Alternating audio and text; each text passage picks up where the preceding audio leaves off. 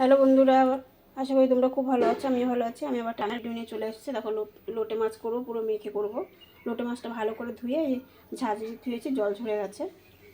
আর এই দেখো মশলা, এই দেখো কাঁচা লঙ্কা, আদা, রসুন, টমেটো, ওখানে পেঁয়াজ কুচি নিয়েছি, ধনেপাতা নিয়েছি, আর একটু জিরা নিয়েছি। এতটা জিরা দেবো না, জিরাটা পেস্ট করে নিয়েছি।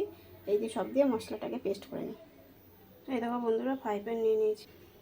এই দেখো পেঁয়াজগুলো দিয়ে দিলাম, হলুদ দিয়ে দিলাম,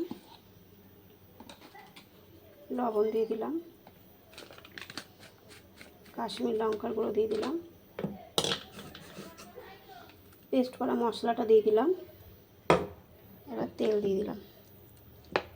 এবার এটা মেখে নিই, তারপর আবার দেখাচ্ছি। এই দেখো বন্ধুরা, পুরো হাত দিয়ে ভালো করে মেখে নিলাম। এরকম করে তোমরা মেখে নেবে। এবার বসিয়ে দেবো। এই দেখো বসিয়ে দিয়েছি, এটা হোক, তারপরে আবার দেখাচ্ছি।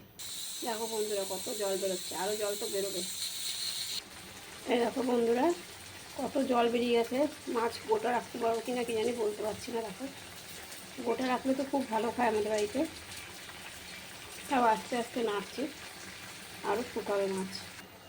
এই দেখো বন্ধুরা, হয়ে এসছে। একটু হালকা জল আছে, তাও অনেক মাছ ভেঙে গেছে। এই দেখো একটু চিনি দিয়ে দিলাম। চিনিটা দিলে কি বলো তো, মিষ্টি হবে না, একটু স্বাদ আসে। চিনিটা একটু দিতে হয় সব রান্নাতে, তাহলে স্বাদ চলে আসে। আর এই যে ধনে পাতাটা দিয়ে দিলাম, আর একটুখানি হয়ে নামিয়ে দেবো। এই দেখো বন্ধুরা, লোটে মাছটা রান্না হয়ে গেছে। বুঝেছো, যে গোটা আছে কিছু কিছু বাড়ি বেড়াচ্ছে, অনেক জল বেরিয়ে গেছে। পুরো জল শুকিয়ে রাখলাম, জল ঝরে নিলাম, তাও জল বেরিয়ে গেছে। তা আমার লোটে মাছটা রান্নাটা কেমন লাগলো অবশ্যই তোমরা রান্না করে খেয়ে দেখবে এরকম করে, সত্যি খুব টেস্টি হয়।